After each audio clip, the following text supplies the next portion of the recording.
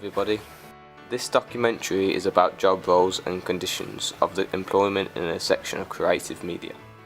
We will be showing you a short interview with Lance Scott where we will be asking him questions about his freelance job as a graphics designer. I obviously studied for about 6 years at college and university, and I then was offered jobs while I was at university, and from there I scouted for work from time to time, and things just led from there really.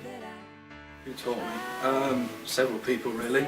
I remember when I was younger we had a family friend who was a graphic designer, and when his wife used to babysit us as kids, he'd often be working on his laptop in the house and things like that, and he'd take me through his project work and what he was doing and how he does it.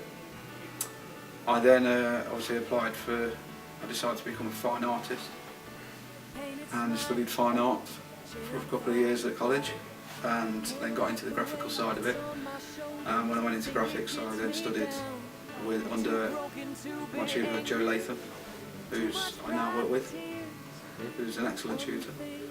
And then it was a process of experience, learning while you were working. And it's fine learning everything while you're at college and university, that's only half of it. The other half is then doing the job and making those mistakes and learning from those mistakes. Advantages are you work for yourself, you set your own times, you set your own prices, you can work from home, you can work from a cafe, internet cafe or something like that, you can work from a studio. You get to choose what projects you work on, and you just have all that freedom. But the disadvantages of working as a freelance designer is that you're not always guaranteed income or work. So you have to go and chase work and tender for it. You have to go and chase down clients for money and invoices, and then there's things like 30-day or 90-day terms where you have to wait 90 days for your money. And sometimes it's not a regular income, and you can struggle sometimes. So there's pros and cons either way. There's being your own boss and having the opportunity to do what you want, and then there's the cons of not being a stable job. Okay. I follow the client brief, so they all state that they want a poster in certain formats and sizes, for example, or they want a website with 3 or 4 pages, etc. So I have to follow those guidelines, and then I have industry professional guidelines which I then adhere to, such as the Chartered Society for Designers, which says I shall behave in a professional manner, essentially. It depends really on what is needed, how large the project is, and what the deadline is. For example, you can have a project that comes in the morning and it needs to be finished by lunchtime.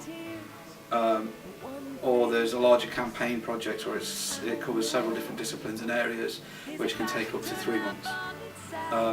So really it depends on what project I'm doing, how much thought I need to put into it, and how much planning that needs to be done. I like to use the industry standard software, so it's Adobe software, so I use Adobe Illustrator, Photoshop, InDesign, After Effects, Flash and Dreamweaver. And obviously you have to have a good technical ability to use those, and it's what most people I know in the industry use on a daily basis. Depending on the job really. And freelance state, I usually charge around about £25 per hour. And then I obviously log the hours that I then work, present that to the client, providing they agree and they're happy with it, they pay the amount. For website jobs, things like that, depending on what style of website it is, if it's a static one, it's around about 250, 300. If it's a animated Flash website, it's got a lot more things to do in it, then it's around about 500 for the first few pages, and then around about £30 per page after that.